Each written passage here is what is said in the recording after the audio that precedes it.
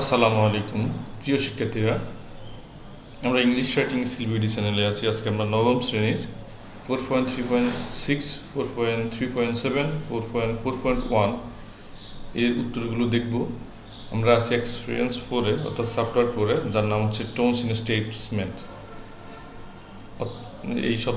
এই বাক্যের অর্থ হচ্ছে টোনস ইন স্টেটমেন্ট। এই শিরোনামের অর্থ হচ্ছে কথার স্বরভঙ্গি। 4.3.6-এ আছে, নাও read the text in activity 4.3.5 again and identify the following tones in the text. এখন অ্যাক্টিভিটি 4.3.5 এর লেখাটি আবার পড়ুন এবং পাঠ্যের নিম্নলিখিত সুরগুলো চিহ্নিত করুন। You may list your response in the following grid. তারপরে আপনি নিম্নলিখিত গ্রিডে আপনার প্রতিক্রিয়াগুলো তালিকাভুক্ত করতে পারেন। যে এক পাশে টোন দেওয়া আছে, আবার অপর পাশে আমাদেরকে কবিতা না, যে দুটো টেক্সট দেওয়া আছে, টেক্সট এ এবং টেক্সট বি, ওইটা আমরা পড়ছিলাম। তো এখন আমাদের টেক্সট বি থেকে মূলত এই আনসারগুলো বের করতে হবে। আচ্ছা, প্রথমটা হচ্ছে টোন অফ অপটিমিজম, আশাবাদের স্বর। আশাবাদের স্বর কোনটা?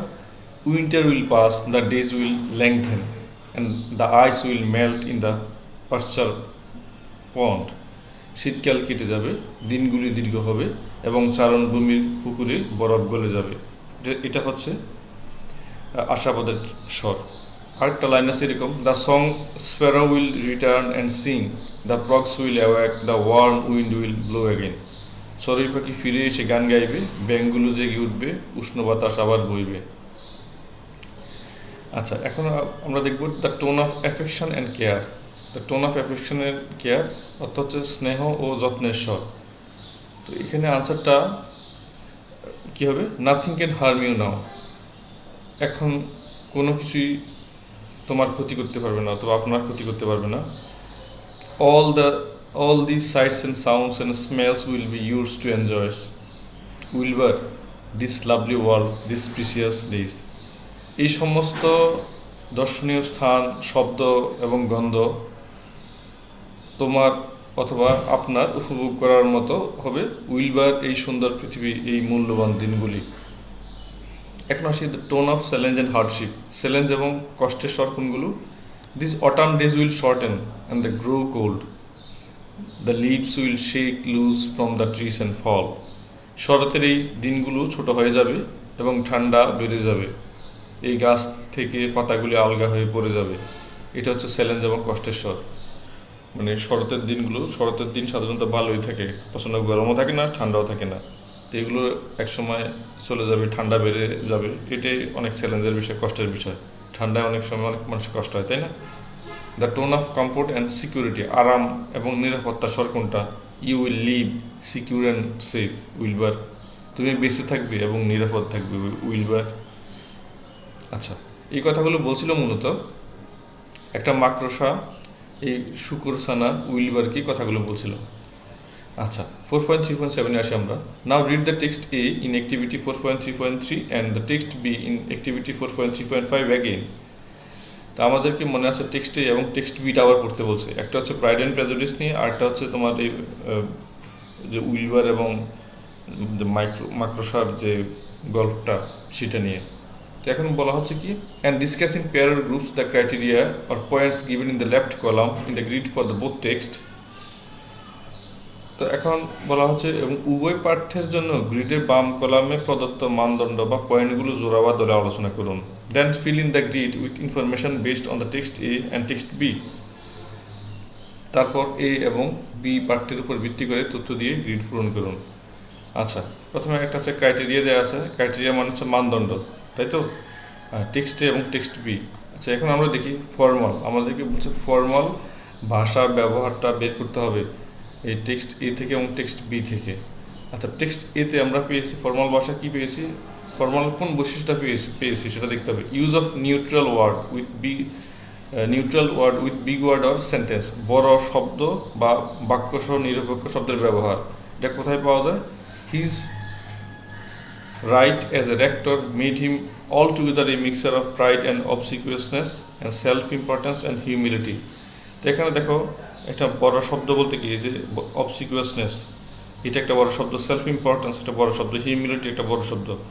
তো তো একজন রেক্টর হিসেবে তার অধিকার তাকে সম্পূর্ণরূপে গর্ব ও আনুগত্য, আত্মগুরুত্ব এবং নম্রতার মিশ্রণে পরিণত করেছিল। এটা হচ্ছে ফর্মাল। টেক্সট এতে এবং টেক্সট বিতে আসি। টেক্সট বিতে বড় কোথায় আছে, the song sparrow will return and sing, the frogs will awake, the warm wind will blow again. এটাও একটা লম্বা একটা বাক্য। চড়ুই পাখি ফিরে এসে গান গাইবে, ব্যাঙগুলো জেগে উঠবে, উষ্ণ বাতাস আবার বইবে। এখন আছে ইনফর্মাল বৈশিষ্ট্য। ইনফর্মাল বৈশিষ্ট্য কি? Use of casual word about something somebody, কারো বা কিছু সম্পর্কে নৈমিত্তিক শব্দের ব্যবহার। সেটা কেমন? টেক্সট এতে পেয়েছি আমরা, mister Collins was not a sensible man. Mister Collins বুদ্ধিমান মানুষ ছিলেন না। আর টেক্সট বিতে কোনটা পেয়েছি? বাট আই ফিল পিসফুল, কিন্তু আমি শান্তিতে আছি। জাস্ট ছোট বাক্য, সাধারণ কথাবার্তা, এটার মধ্যে কোনো বড় কিছু নেই। তো এটাকে আমরা ইনফর্মাল বলতে পারি। ইনফর্মাল বৈশিষ্ট্য হচ্ছে আবার নিজের সম্পর্কে বলা, যেমন আই কথাটা আছে, ঠিক আছে। ফর্মালে সাধারণত আই থাকে না, উই থাকে, মানে উই থাকে। সেই কারণে আমরা আই থাকার কারণে এটাকে আমরা ইনফর্মাল বলছি। Choice of words. Austen's ironic style in choosing words is important because it adds vibrancy and interest to relatively straightforward plot events. শব্দ নির্বাচনের ক্ষেত্রে অস্টেনের বিদ্রুপাত্মক শৈলী গুরুত্বপূর্ণ, কারণ এটি তুলনামূলকভাবে সরল প্লট ইভেন্টগুলিতে প্রাণবন্ততা এবং আগ্রহ যোগ করে। আচ্ছা, এটা গেল জেন অস্টেনের চয়েস অফ ওয়ার্ড সম্পর্কে। এখন আমরা ওই যে ইবি হোয়াইট, যে ভদ্রলোক টেক্সট বিটা লিখেছেন, তার চয়েস অফ ওয়ার্ডটা কেমন? Charlotte's Web shows the power of language to take the figurative meaning first. A web is a network of connection. The humans and animals on the farm are all linked to one another. শার্লটের web ভাষার শক্তি দেখায়। রূপক অর্থটি প্রথমে নেওয়ার জন্য একটি web হলো সংযোগের একটি নেটওয়ার্ক। আমি ওয়েব বলবো না, এটাকে আমি মাকড়সার জাল লিখছি। আমি মাকড়সার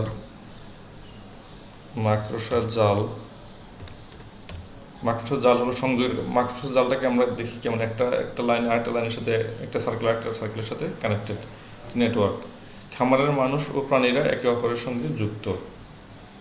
আচ্ছা, ভয়েস অফ অথর, লেখকের কণ্ঠস্বর। লেখকের কণ্ঠস্বরটা কেমন?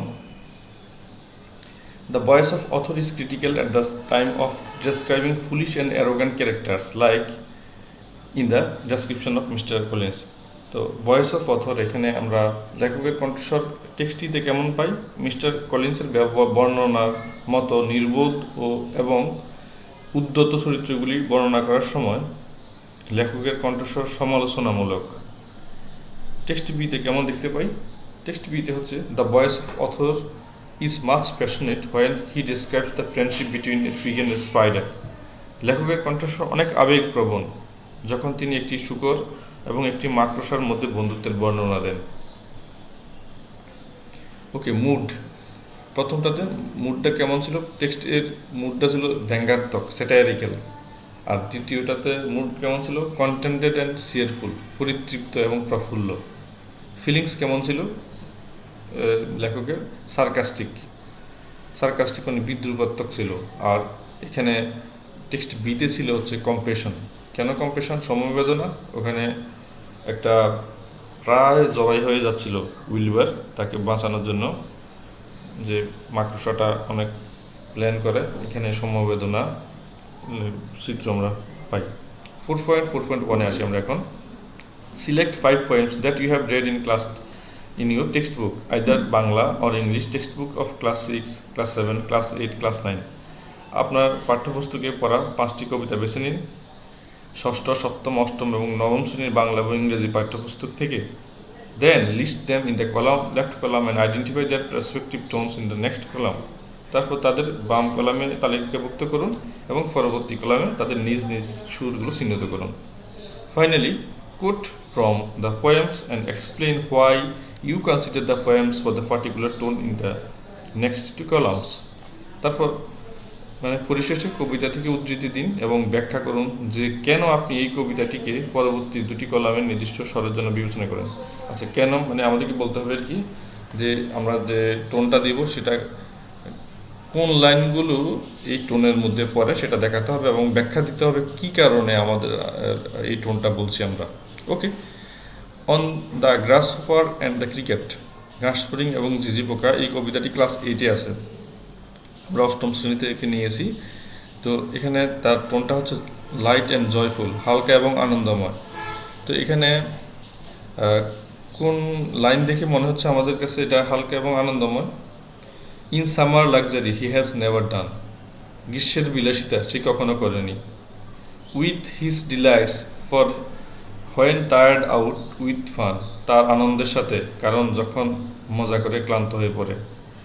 হি rest at ease beneath some pleasant weed, সে কিছু মনোরম আগাছার নিচে স্বাচ্ছন্দ্যে বিশ্রাম নেয়।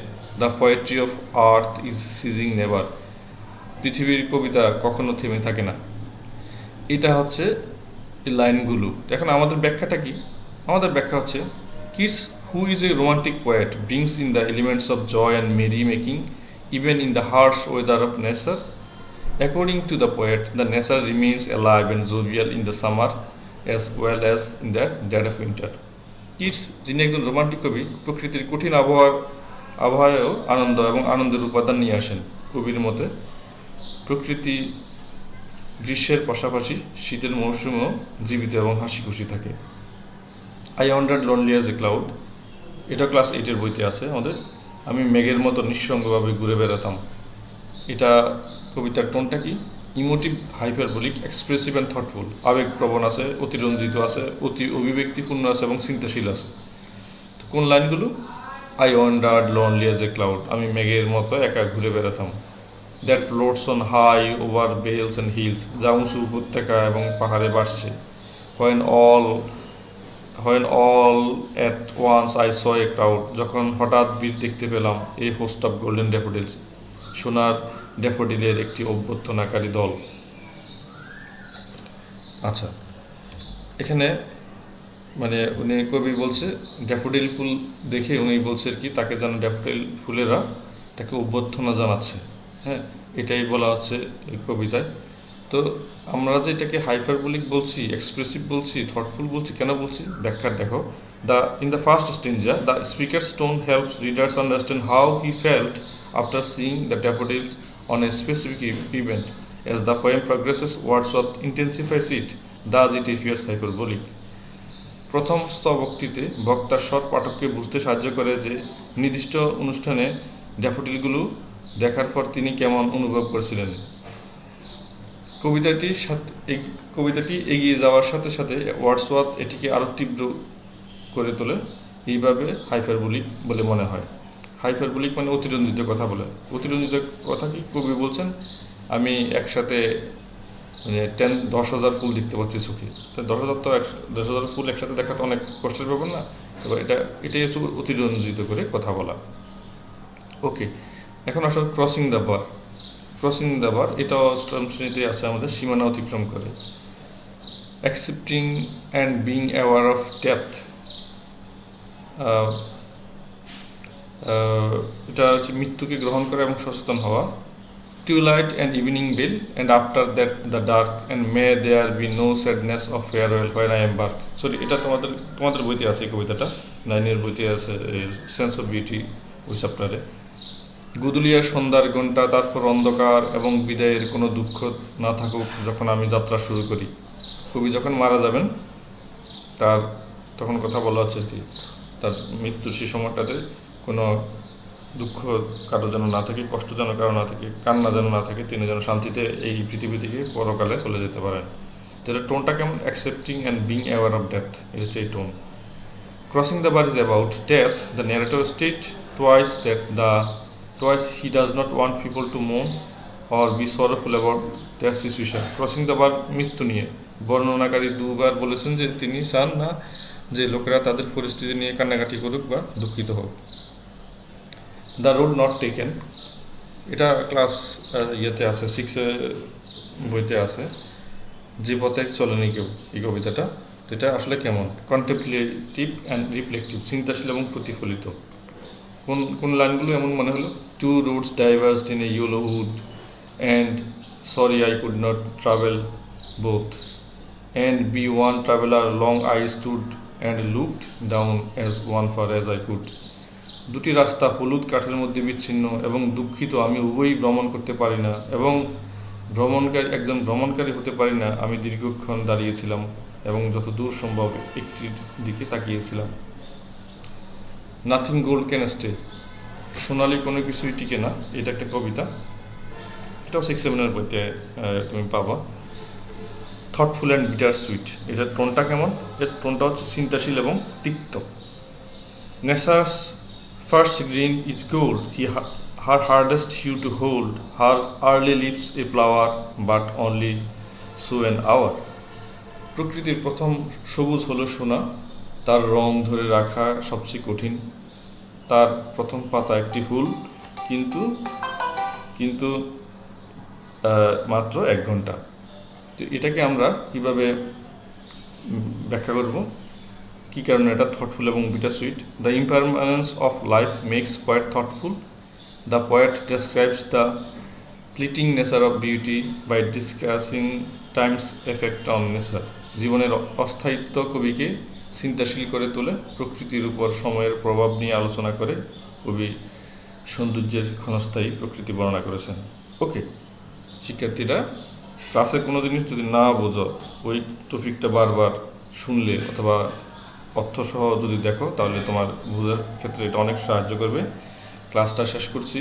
চ্যানেলটা যদি নতুন হয়ে থাকলে চ্যানেলটা সাবস্ক্রাইব করতে পারো, আর যদি ভালো লেগে থাকে বন্ধুদের সাথে শেয়ার করো। মতামত থাকলে কমেন্ট করে জানাতে পারো। Thanks for watching. খুদা হাফেজ। আসসালামু আলাইকুম।